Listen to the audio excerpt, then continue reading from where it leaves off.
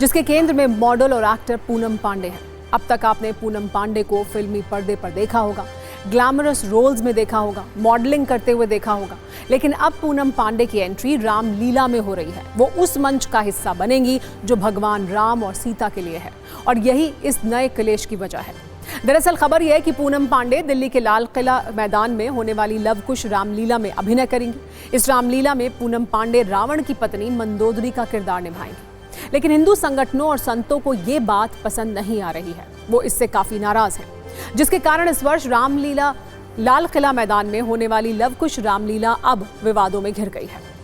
विश्व हिंदू परिषद ने लव कुश रामलीला समिति को एक औपचारिक पत्र भेजकर इस फैसले पर पुनर्विचार करने का अनुरोध किया है।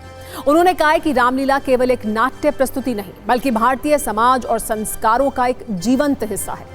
इसीलिए पात्रों का चुनाव केवल अभिनय क्षमता पर नहीं, बल्कि सांस्कृतिक उपयोगिता और श्रद्धालुओं की भावनाओं को ध्यान में रखकर किया जाना चाहिए। इतना ही नहीं, इस चिट्ठी में यह भी कहा गया है कि मंदोदरी का चरित्र गुण, मर्यादा, संयम और आदर्श पतिव्रता के गुणों का प्रतीक माना जाता है। इसीलिए इस भूमिका को निभाने वाले कलाकार का चयन इन आदर्शों को ध्यान में रखकर होना चाहिए। पूनम पांडे की सार्वजनिक छवि और अतीत में हुए विवादों के कारण श्रद्धालुओं में असमंजस या आक्रोश की भावना उत्पन्न हो सकती है। वैसे सिर्फ विश्व हिंदू परिषद ही नहीं, बल्कि संतों का बड़ा वर्ग भी पूनम पांडे को मंदोदरी की भूमिका में नहीं देखना चाहता है। वैसे इस विरोध पर अब तक कोई फैसला नहीं हुआ और पूनम पांडे 22 सितंबर से शुरू हो रही रामलीला में रावण की भूमिका निभा रहे आर्य बब्बर के साथ मंच पर होंगी।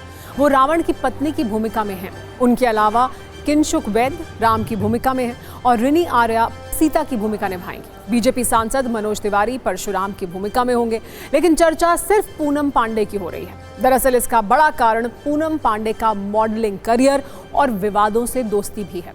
वर्ष 2011 में पूनम पांडे पहली बार चर्चा में तब आई थी जब उन्होंने ये कहा था कि अगर भारतीय क्रिकेट टीम वर्ल्ड कप जीतती है तो फिर वो अपने सारे कपड़े उतार देंगी।